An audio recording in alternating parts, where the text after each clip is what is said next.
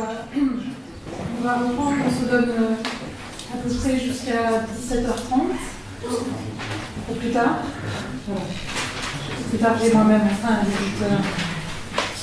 Et je me disais qu'il y avait vraiment un lien entre ce qu'on a entendu ce matin, ce qui se passe cet après-midi, la tension qu'il y avait ce matin avec une espèce d'utopie ou d'idéal d'une circulation globale des informations de la manière la plus fluide possible, avec cette histoire des neurones qui se connectent et se soucient donc de nourrir la machine des données. Et cette idée, ce qui est venue cet après-midi, finalement chez vous trois, qui est une idée un peu romantique de l'artiste vigie, de l'artiste qui veille, qui prévient, qui observe, qui voit loin, qui voit plus loin que nous, qui met en garde, qui prend des risques, viginambule, comme disait Artaud, mais qui en même temps est assez prémonitoire aussi de certaines choses et qui met en œuvre ces prémonitions dans son travail.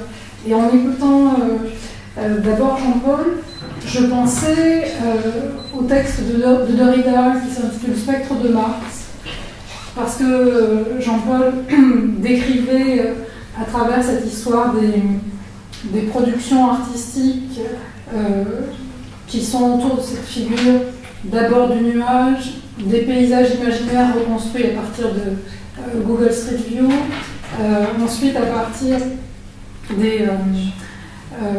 de ces spectres réinjectés dans l'espace urbain, ces photographies ou ces sculptures repositionnées dans l'espace urbain où la photographie a été prise par les appareils de Google Street View et qui viennent réinvestir l'espace réel. Je pensais à cette idée des spectres et à cette manière dont les choses circulent entre l'image, l'imaginaire et le réel, dont le numérique nous a obligés à repenser ce qu'étaient les images, à un moment donné vraiment, repenser les vertus, les forces, les puissances des images, et où aujourd'hui les productions artistiques nous invitent surtout à repenser le réel et à nous questionner sur notre environnement quotidien, sur cette écologie qui nous entoure et le font dans des gestes de résistance. Donc voilà, l'histoire de Spectre commençait à apparaître dans le travail de Jean-Paul et finalement ça s'est répercuté à la fois dans les œuvres de Gwenola et dans celles de Smith où il y a cette idée de penser à la fois d'un côté les machines, le montage, j'ai l'impression que la question du montage est vraiment importante pour vous, et puis cette question des fantômes. Alors j'ai été vraiment impressionnée par Cellulairement, dont je ne connaissais pas le fonctionnement, et avec l'idée d'une installation, d'un dispositif qui anticipe des devenirs. C'est vraiment dans les deux projets, il y a cette idée du devenir de ce que nous sommes, du devenir anthropologique et du devenir de l'art, mais aussi simplement du devenir de la relation à l'autre qui circule. Alors, je crois que chez vous, il y a des histoires avec des animaux, des rats, des chats, des cochons.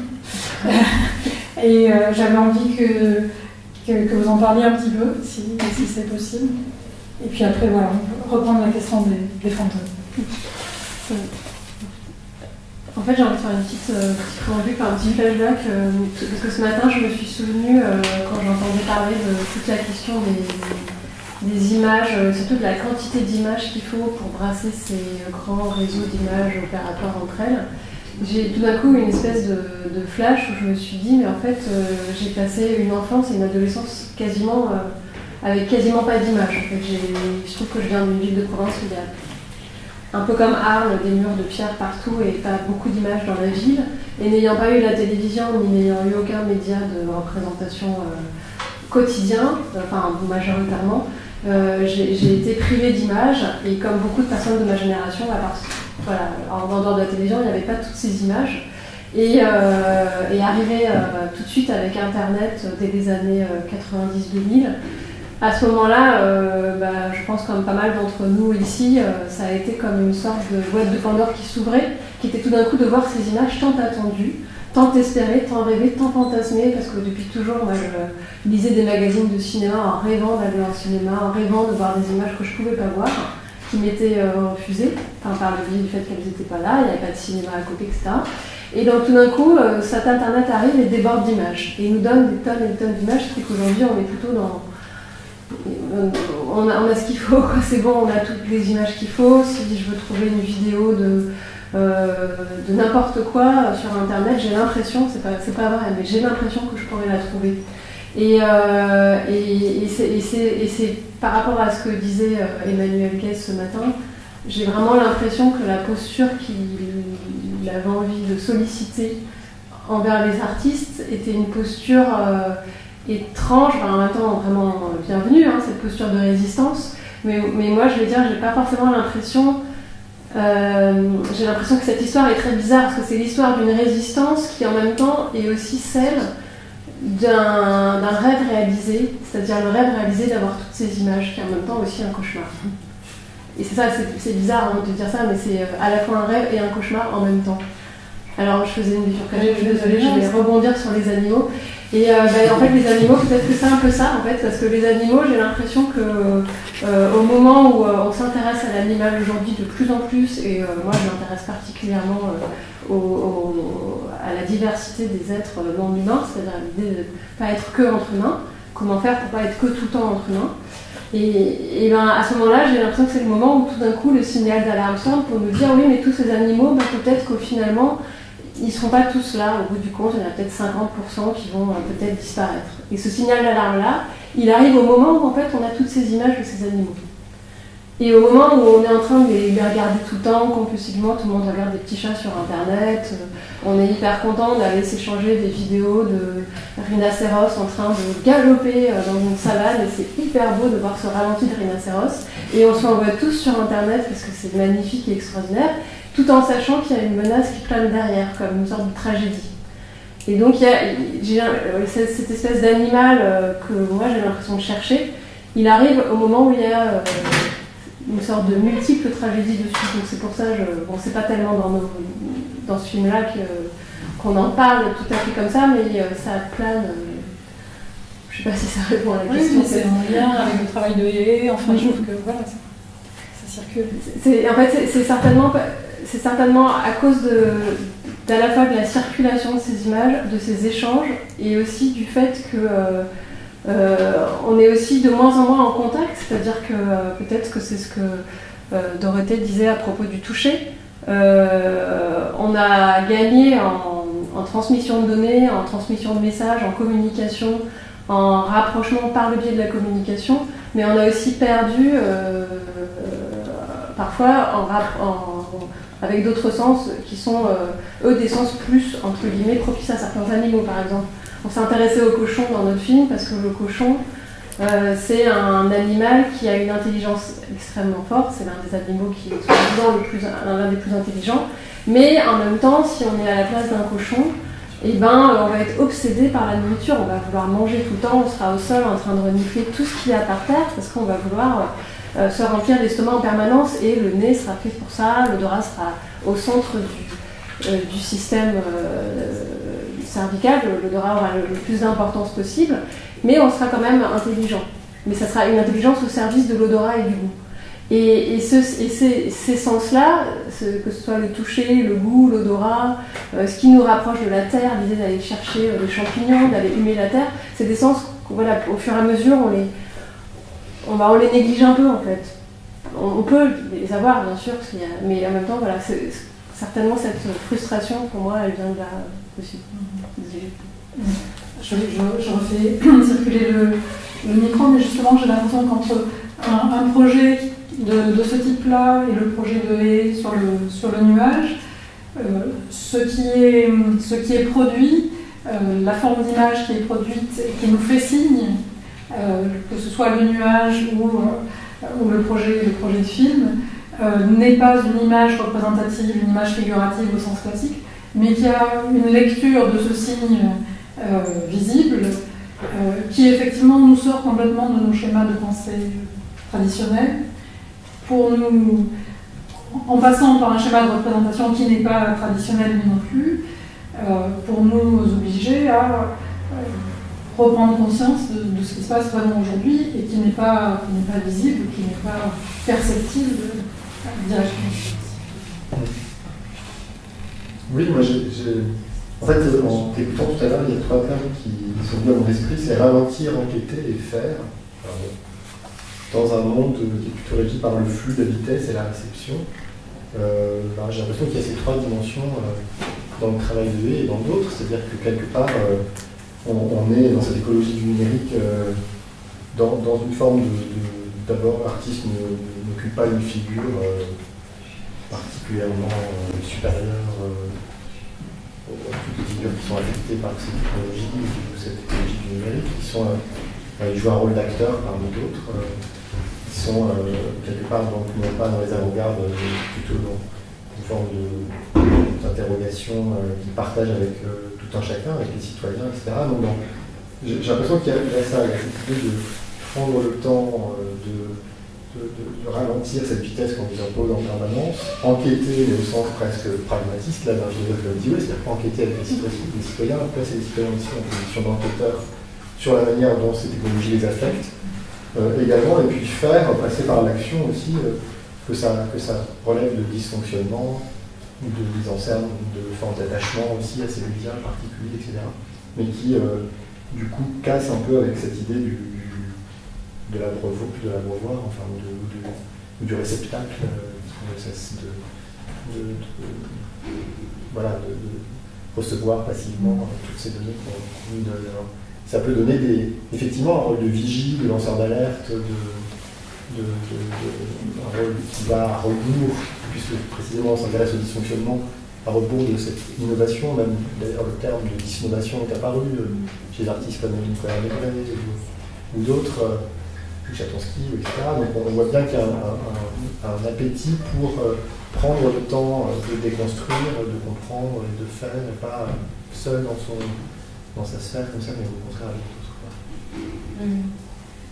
Oui, il y a cette question aussi on a évoqué ce matin encore la réalité augmentée, l'interactivité avec les spectateurs, et il y a aussi du côté des artistes la volonté de travailler plutôt sur la diminution que sur l'augmentation, et la volonté de travailler aussi sur l'interpassivité et le fait que possiblement il ne se passe rien, ou que personne n'agisse ou n'interagisse, et de voir ce que ça donne dans l'attente et dans le silence.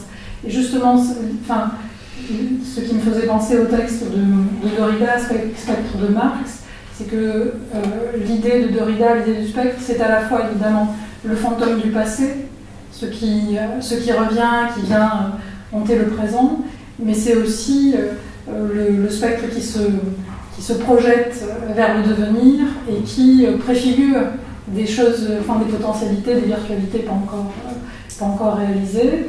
Et le spectre, il a cette double temporalité. Est-ce que ça, toi, tu... Alors, oui, en fait, c'est ça. Lui, Derrida, il invente une néologisme d'anthologie avec un H qui désigne, comme tu l'as dit, des traces de quelque chose issu du passé et qui se rend visible dans le présent. Pour en parler, il donne l'exemple du fantôme du père dans Hamlet, par exemple, qui parle depuis caché à l'intérieur d'une armure, en fait, qui peut nous voir, mais que lui, on ne peut pas voir. Et donc, lui, il s'en sert pour faire une métaphore de nos sociétés contemporaines qui sont hantées par le marxisme. Donc, de cette métaphore politique, j'ai l'impression que dans pas mal des œuvres dont il a été question, on fait une sorte de glissement, de transposition de cette grille de lecture anthologique sur certaines des œuvres, comme celle de nouvelles technologies dont on a parlé. Et en fait, ça va être complètement dans le désordre, parce que je vais réagir à plein de choses. Il y a un autre livre qu'il a écrit qui s'appelle « L'animal que donc je suis », et qui en ce moment a l'air... c'est un livre qui serait très important s'il sortait aujourd'hui, je pense, entre le rapport entre enfin entre l'homme et les animaux, ou alors l'homme et la nature, qui revient aujourd'hui avec énormément de philosophes, de Bruno Latour à Donna Haraway, qui interroge notre rapport obligatoire à la nature et à l'écologie à cause des problématiques urgentissimes qui ont été mises en lumière par les milliers de scientifiques qui ont signé cet article en début de semaine. Et c'est assez drôle parce qu'effectivement, il y a à la fois du fantôme, de la nature et des animaux dans les travaux dont on a parlé là. Donna Haraway a écrit il y a très récemment, quelques années, un texte qui s'appelle le Manifeste Cthulhucène. Je ne sais pas si vous l'avez lu, mais qui imagine que la prochaine ère dans laquelle nous serons plongés après l'Anthropocène, c'est la Cthulhucène. Et donc, Cthulhu, c'est le monstre décrit par Lovecraft qui menace l'humanité le jour où il se réveillera. Et par ailleurs, elle l'écrit avec un H, elle écrit Cthulhu pour faire référence aux forces chthoniennes. Donc là encore, la possibilité imminente d'un désastre qui viendrait de l'intérieur de la Terre et qui dévorerait l'humanité. Et ce monstre, on peut peut-être le faire patienter un peu plus longtemps en étant plus attentif aux problématiques écologiques. Et bref, pour refaire un lien entre ça, j'ai l'impression que beaucoup des œuvres, donc entre le nuage, entre guillemets, le nuage vert, les animaux dont tu parlais, ou alors... Là, je suis en train de faire un projet où j'essaie de créer le premier cosmorgue, c'est-à-dire un être entre... C'est comme un cyborg, mais au lieu d'être un mélange entre un humain et un robot, c'est un mélange entre un humain et le cosmos.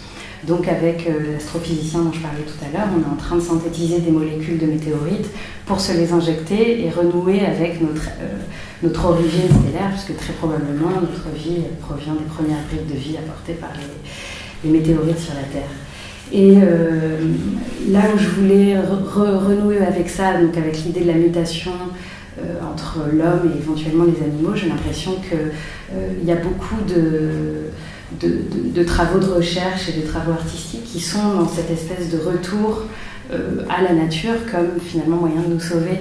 Et je pense au travail d'art orienté objet que je crois que j'ai cité tout à l'heure, avec des installations que sans doute vous connaissez comme que le cheval vive en moi, où Marion Laval-Jantet se fait injecter du sang de cheval pour progressivement ressentir les choses, comme je disais, si on était un cochon, d'un seul coup l'intelligence serait ça, et ben elle, une fois investie, hantée par sa subjectivité chevaline, elle s'est aperçue que toute son énergie consistait justement à être dans une espèce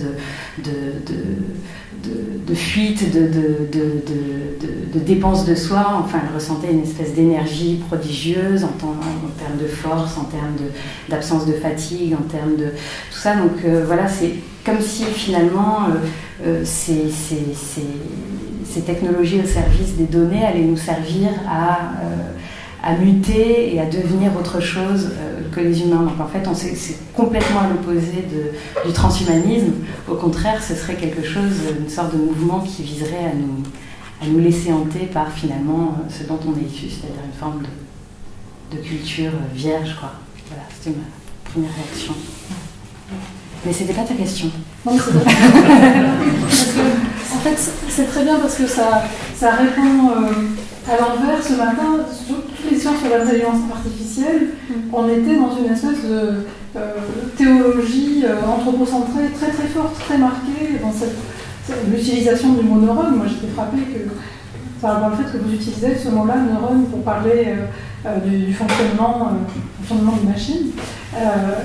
Et que là, justement, on arrive à sortir de ce centrement anthropologique pour essayer de penser les choses un petit peu autrement, de déplacer simplement nos points de vue sans forcément y arriver à travers des expériences comme celles qui viennent d'être décrites, ou l'histoire du cochon, mais ou simplement l'histoire du nuage, ou le détournement, la réutilisation d'images faites par des machines de manière automatique, qui nous permettent effectivement de déplacer notre point de vue et d'envisager un petit peu les choses autrement.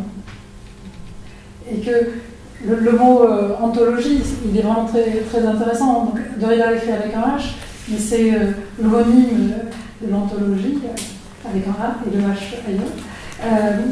Mais dont effectivement Internet produit cette base de données qui est une sorte d'anthologie du monde. elle aussi. Et il y a ce lien entre ce double sens, enfin, cet écho de l'ontologie des spectres et de cette compilation de données dans un objet qui les réserve, qui les retient, que je trouve assez frappante aussi.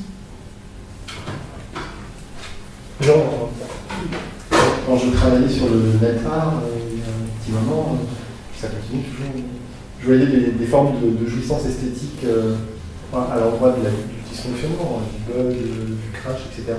Et parfois aussi une forme de relation aux données, presque un peu anthropologique. On les chérit, on craint la perte, on apprend à vivre avec la perte, parce que quand même, on parle du flux et de la profusion d'informations et de données, mais la plupart du temps, on a quand même affaire à un environnement qui est très très lacunaire, dans lequel on se perd énormément, et qui disparaît sans arrêt. Et les artistes qui étaient absolument obsédés par le flux, et par le fait de vouloir enregistrer, garder des choses, et hantés par l'idée de la perte de ces données-là. Et j'ai l'impression que Grégory Jablonski, par exemple, a fait tout son travail autour de cette question-là, finalement, du pourquoi produire de nouvelles choses alors qu'on peut parfois connecter les choses existantes et simplement déplacer le regard, ou interroger les choses différemment, mais aussi par le fait qu'on est complètement submergé et qu'il y a une nécessité, alors là encore, de ralentir peut-être d'une autre façon.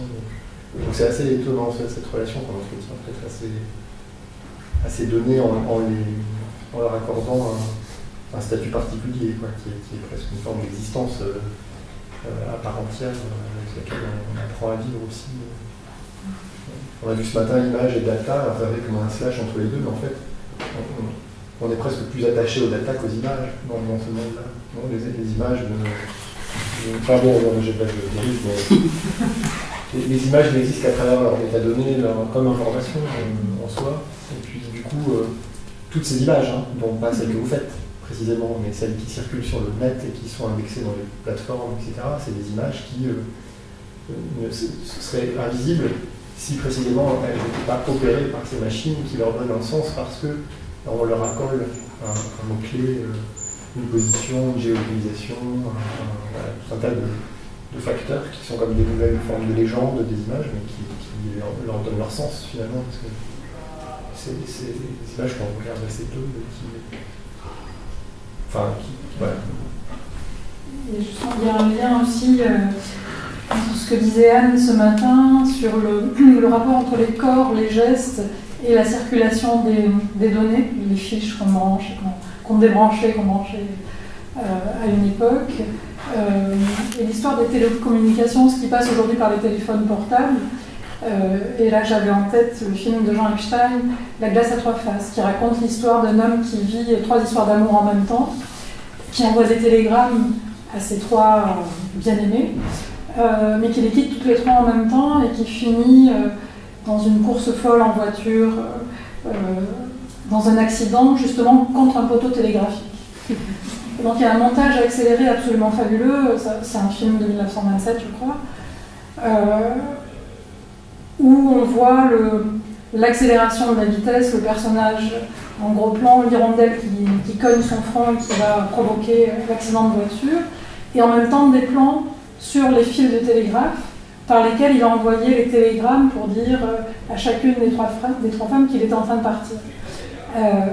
Et ce lien entre le corps, les télécommunications et une histoire de fantôme, parce qu'il va y avoir effectivement au moment de l'accident, au moment où il meurt, une surimpression de son image qui monte comme ça sur les nuages en passant par les fils de télécommunication.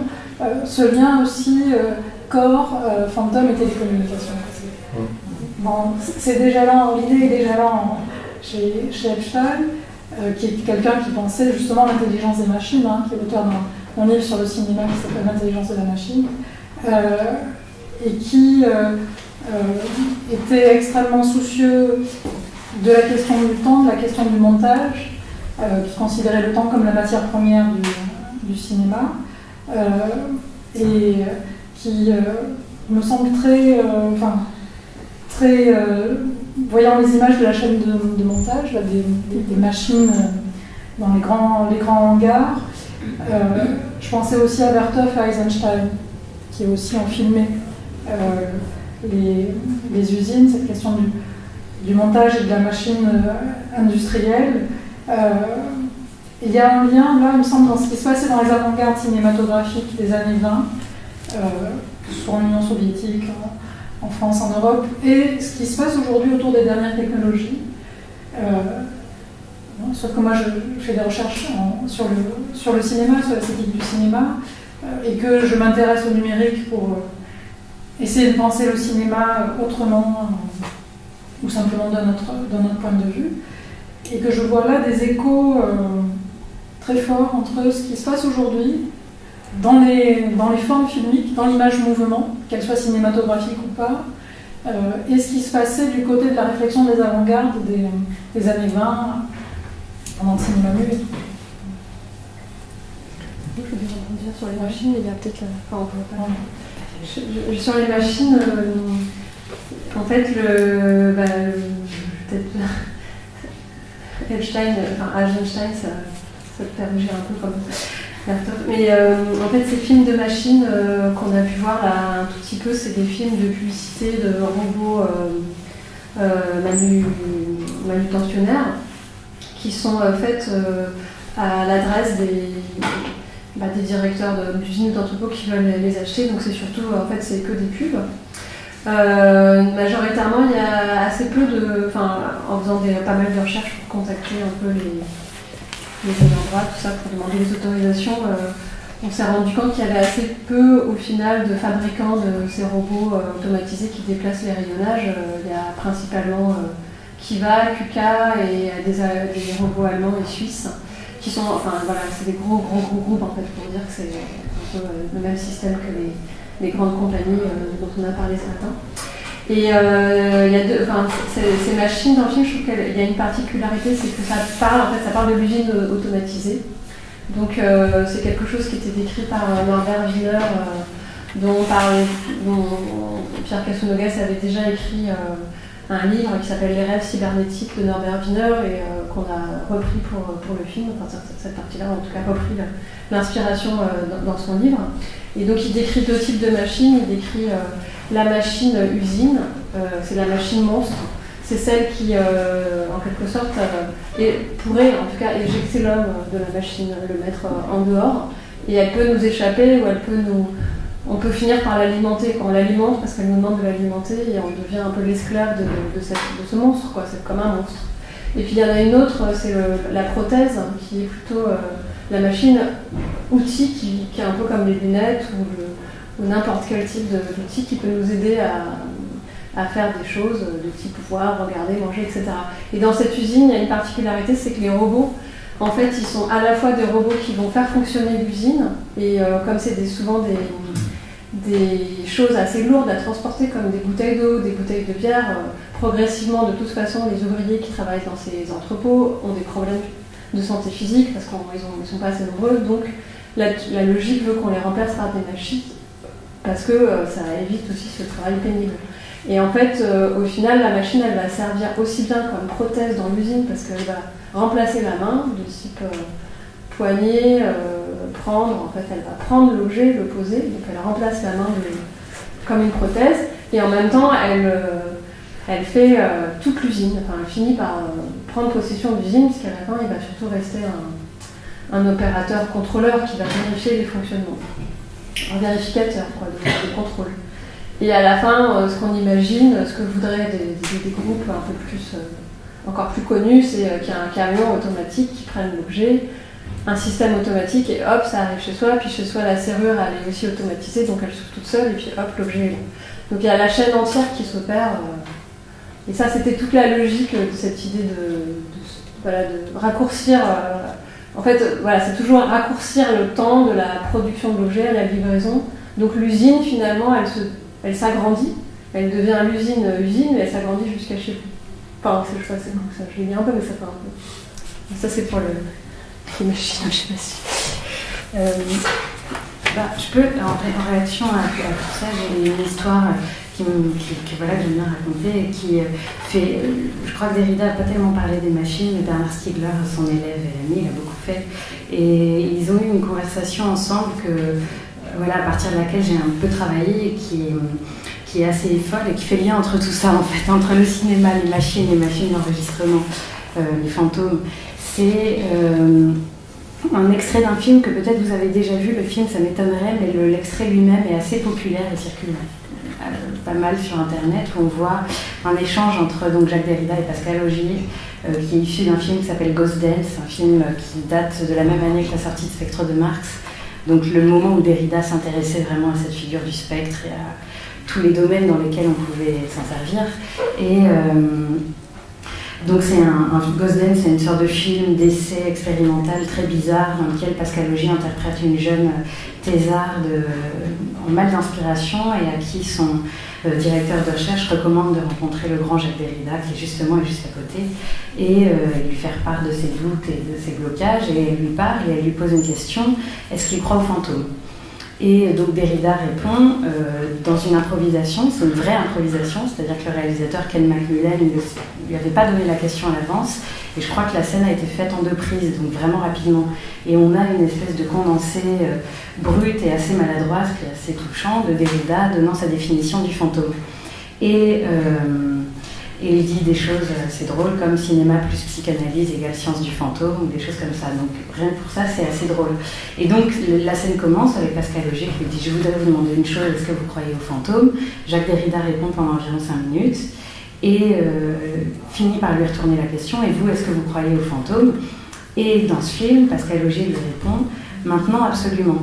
Ce qui fait, et en fait, le montage montre 3 séquences, les 2 ou 3 prises qui ont été faites de cette séquence mises les unes à côté des autres. Donc on voit Pascal Augier qui dit oui, absolument, ça coupe. On la revoit qui dit absolument, et on la revoit qui ça coupe, ça dit maintenant, absolument. Et on s'est toujours demandé, quand on voit ce film, on se dit c'est bizarre, pourquoi ils ont gardé ça? Ça fait vraiment film expérimental où on met tous en brouillon et tout ça. Enfin bon, sur le moment, ça a l'air étrange.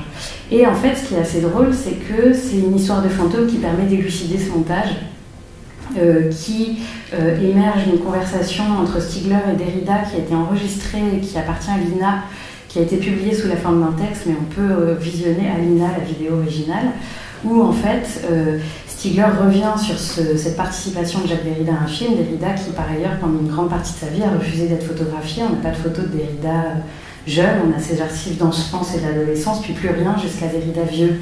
Et justement, étant conscient que dès lors qu'on était capté, que ce soit en photographie ou par n'importe quelle machine d'enregistrement, donc on a peu de ces enregistrements voilà, de lui à 30, 40, 50 ans, il disait que les supports d'enregistrement allaient être hantés par l'avenir qui portait notre propre mort. Et nous, morts, on serait toujours vivants à chaque réactivation de notre fantôme par la pellicule, par les projections, etc. Puis il a fini par céder à apparaître dans plusieurs films à la toute fin de sa vie, dont 2 documentaires qui lui sont consacrés, mais là, Ghost Dance, c'est encore autre chose, puisqu'il fait vraiment comme ça une apparition.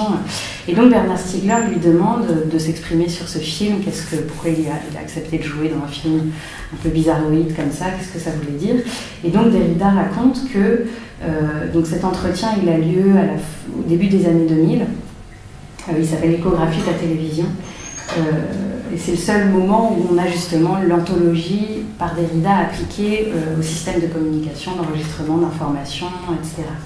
Et Derrida raconte que, alors qu'il enseignait à l'université d'Austin, ses élèves, peu de temps avant l'entretien, donc à la fin des années 90, lui ont demandé de visionner ce film avec lui. Derrida l'avait jamais revu depuis.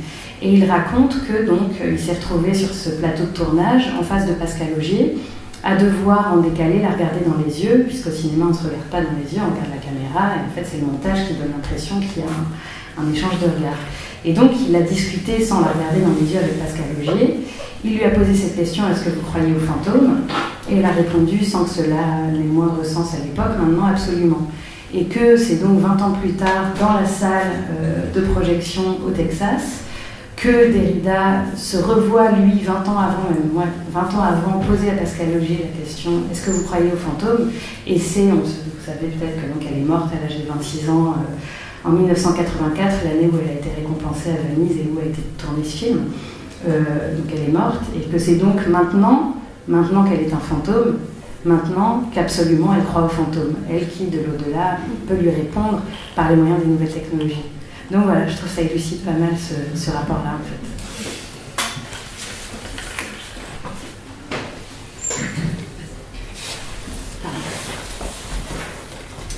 Peut-être pour rebondir sur des questions de ce matin, mais aussi quelque chose que j'ai trouvé Jean-Paul Manco et Benoît, notamment. Donc une chose, c'est cette posture de l'artiste finalement que je trouve intéressante, notamment entre art et activisme.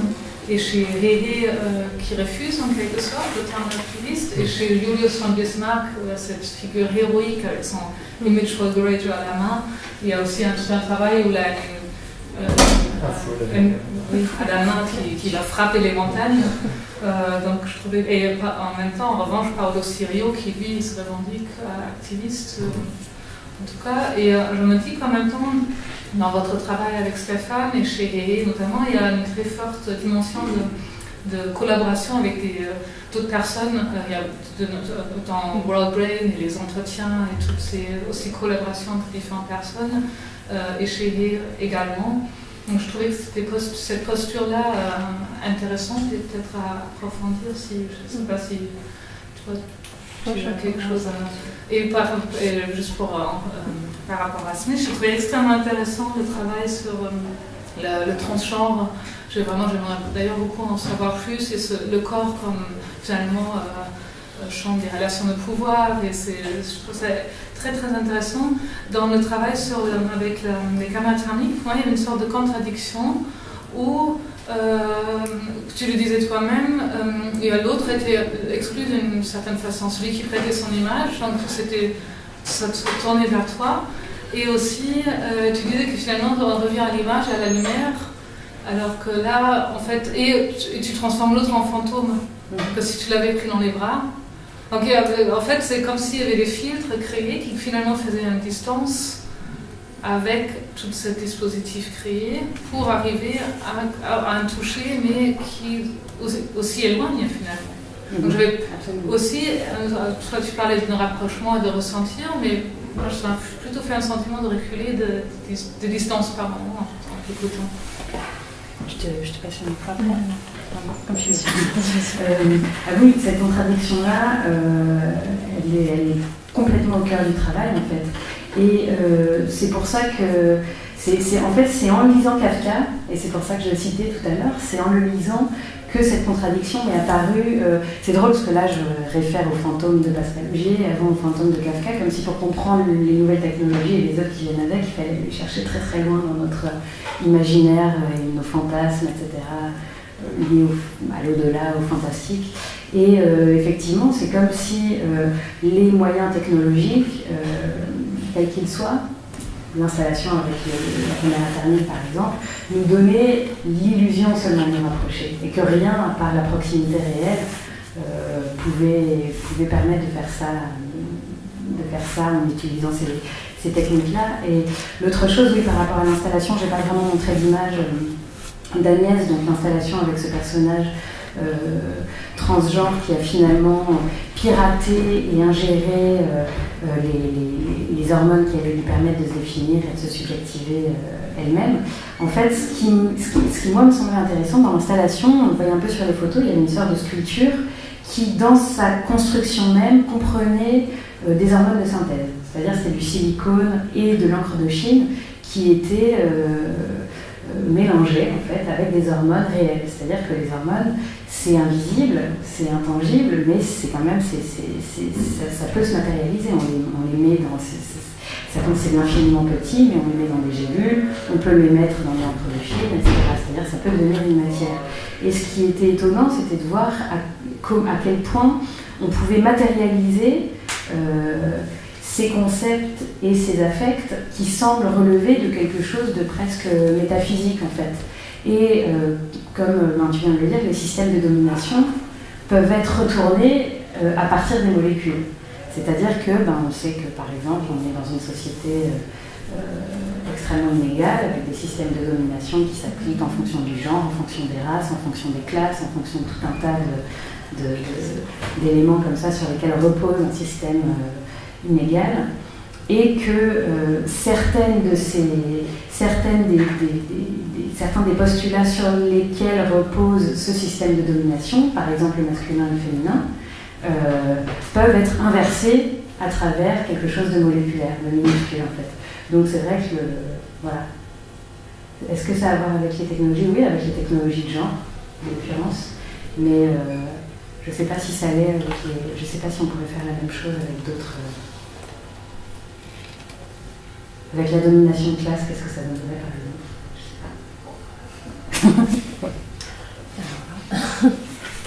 Non, mais c'était pour rebondir sur ce que tu disais sur les groupes, enfin je ne sais pas si le mot résistance, moi, il me séduit pas tellement, parce que j'ai l'impression que...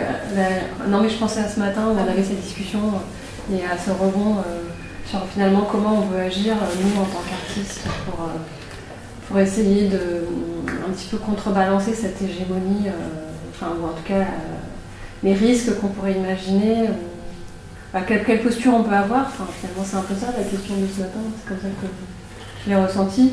Et je me demandais si le mot résistance, il n'a pas un côté un peu... voilà, il y aurait une guerre, on serait obligé de résister, c'est comme s'il n'y avait plus que ça à faire. Et je ne le trouve pas assez, parfois, du côté de la victime et du côté du camp qui aurait perdu. C'est comme si... Alors j'ai l'impression qu'au contraire, si on a une sémantique ou si on arrive à trouver des mots qui ne nous mettent pas forcément dans le... mais qui nous permettent de nous glisser dans des interstices ou des failles d'action proposées, faire force de proposition ou aller faire des petits décalages ou des petites bifurcations dans ce qu'on critiquait ce matin sur une sorte de... je sais pas, on dirait une pathologie de la normalisation de ce que les algorithmes pourraient nous dire de penser, faire, etc. C'est un peu comme ça que j'ai l'impression de parfois qu'on subit cette espèce de vie algorithmique, quoi. Donc, je sais pas si le mot résistance est bon, mais en tout cas, quand tu parlais de groupe, on ne fait pas consciemment, Stéphane et moi, mais une des manières d'agir, c'est peut-être aussi de ne pas se mettre dans ce star system un peu qui finalement fait reproduire un peu la marque, où l'artiste a un nom, il opère comme une marque, après il est pris dans le marché, donc en fait il va devenir visible et puis il va faire fructifier des marques, il appelle fructifier des marques, etc. Et tout en critiquant ça, donc c'est un peu un discours schizophrénique. Et ça arrive souvent dans l'art contemporain, donc c'est un risque que moi j'aimerais bien ne pas jamais tomber là-dedans. Et parfois j'ai l'impression que certains groupes à géométrie variable qui essayent d'être anonymes ou qui sont tellement dans des pratiques bizarres ou dans les failles qu'en fait on n'arrive jamais vraiment à les repérer. On ne sait jamais où ils sont. Ils sont un jour dans le cinéma, puis un jour dans la musique, et puis après ailleurs, et puis ils changent de nom, puis ils changent de nom. Et bien peut-être que ça c'est aussi une posture de contre-marque, quoi. Enfin, je m'interroge, je me pose la question, c'est vraiment une interrogation. Alors je pense à Eric Gragben, avec qui on a beaucoup travaillé, qui essaye de... Voilà, on ne connaît pas les noms d'Eric Gragben, on n'est pas censé savoir qui c'est. Et en même temps, ils ne revendiquent pas non plus leur anonymat non plus à ce point-là, donc ils sont un peu dans une faille, je trouve assez intéressante. Ou le fait de ne pas forcément chercher à être visible, c'est aussi intéressant. Pourquoi à tout prix être visible? Voilà, qu'est-ce qu'il y aurait à faire aussi? Quelle posture on pourrait avoir pour être intègre face aux dénonciations qu'on fait? Mais c'est vraiment des interrogations que je me pose. Et dans quel terrain aller et comment on peut agir. Et je trouvais que c'est vrai que la question que posait Emmanuel à tout le monde dans la salle, je le trouvais assez...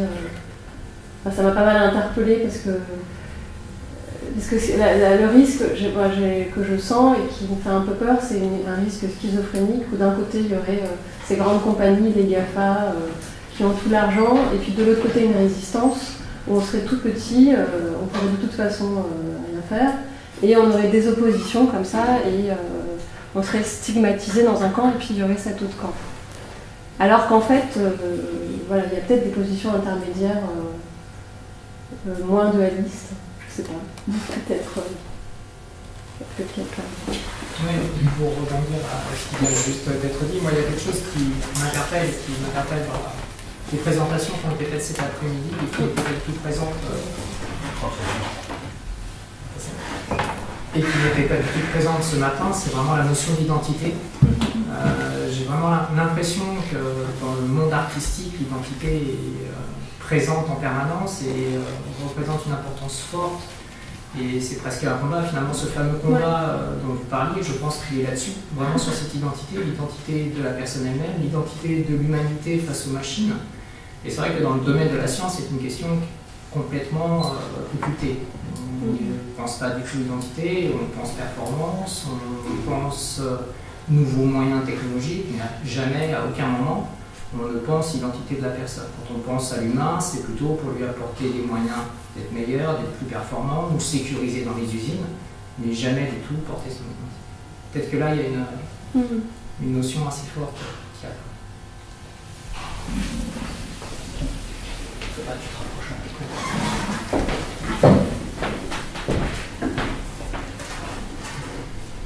Ouais, j'improvise un peu parce que en fait, je rebondis un petit peu sur ces rapports de résistance,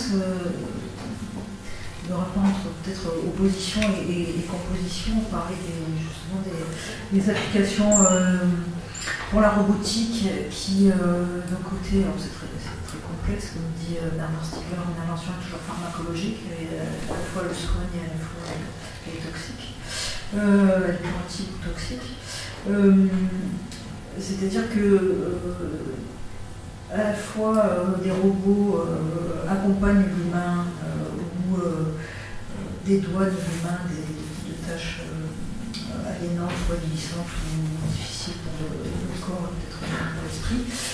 Et d'un côté, dans cette exponentialité, elle évacue complètement l'humain, l'infantilisation. La néoténie. Oui, c'est ça, la néoténie. C'est vraiment très drôle et en même temps c'est assez effrayant comme situation. Et en même temps, sur la question des gestes aussi, puisque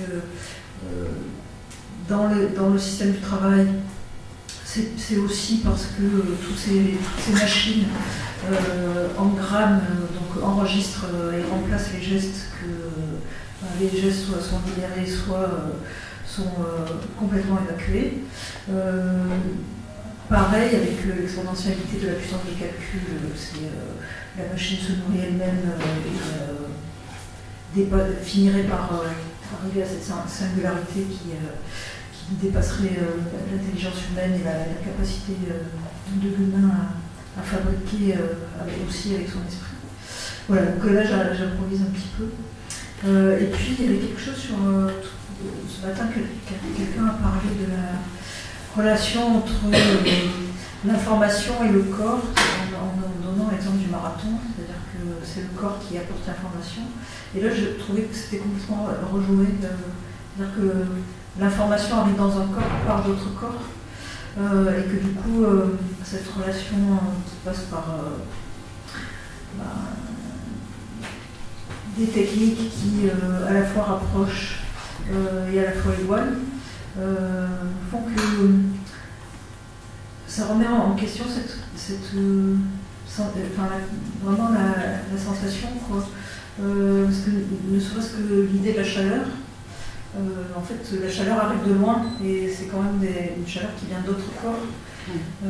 Et donc se toucher, il est resensibilisé ou resensorialisé d'une certaine façon.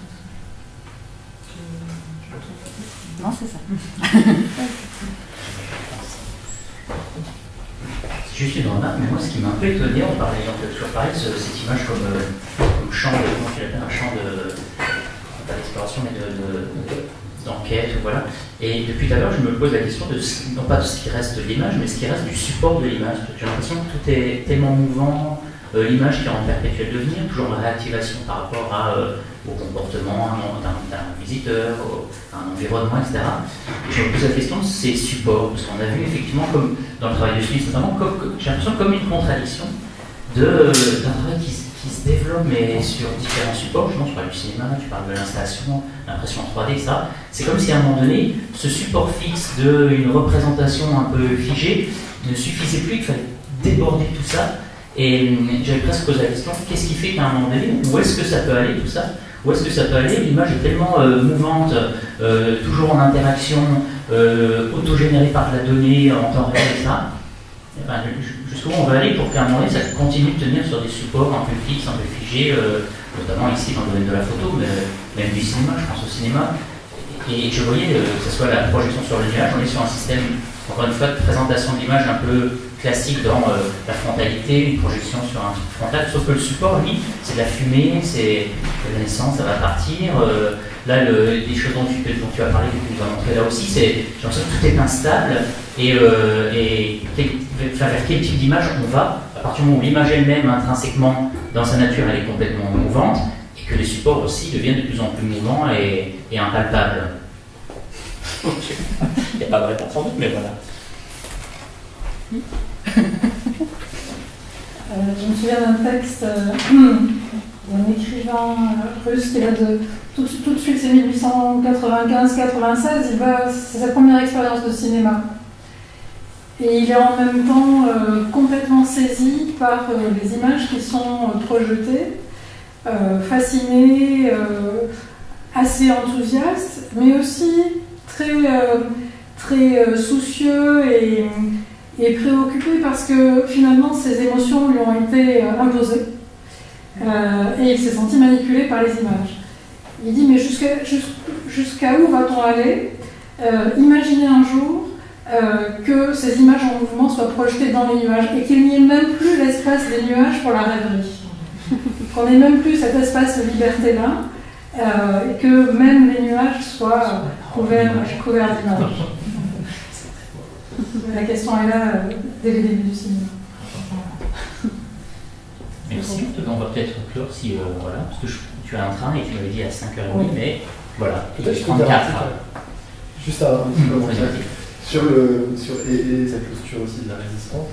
Moi j'ai l'impression qu'ils viennent du design. Alors effectivement, ils sont abreuvés par Anthony Gill et Fiona Rabi sur ce courant du design critique, ce qui les place en position non pas de s'intéresser à la fonctionnalité ou à l'efficacité des objets, mais à questionner leur impact social, ce qui les déporte tout naturellement du côté de ceux qui sont concernés par ces objets au premier chef, donc, avec lesquels ils mènent une enquête, etc. Et j'aurais tendance à rapprocher ça de la philosophie pragmatique, je l'ai fait, mais aussi d'une posture qui serait celle de la tactique ou de la ruse, quand on parlait de résistance, mais pour convoquer le vieux de Certeau, mais quelque part, il y a une posture comme ça, qui est une posture qui peut être joyeuse, qui peut être très gaie, qui n'est pas forcément celle du résistant comme ça, qui subit les déterminismes de façon aveugle ou triste, enfin, ou voilà, affectée, mais au contraire qui en joue, qui les déjoue, etc. Et on voit très bien ça dans les œuvres qu'ils ont proposées, souvent quand même. Il y a une forme de, je sais pas, au Sirio, etc. Il y a une forme de tactique de résistance assez joyeuse. Donc moi j'aime bien. C'est de la ruse, voilà. Alors après, on peut ruser avec les technologies, comme voilà, c'est une manière quelque part de faire acte de résistance, même si je ne donne pas tout à fait le même sens à ce terme que toi, mais enfin, ça se ressemble de l'audience. Ça s'arrête là. Merci en tout cas pour l'après-midi.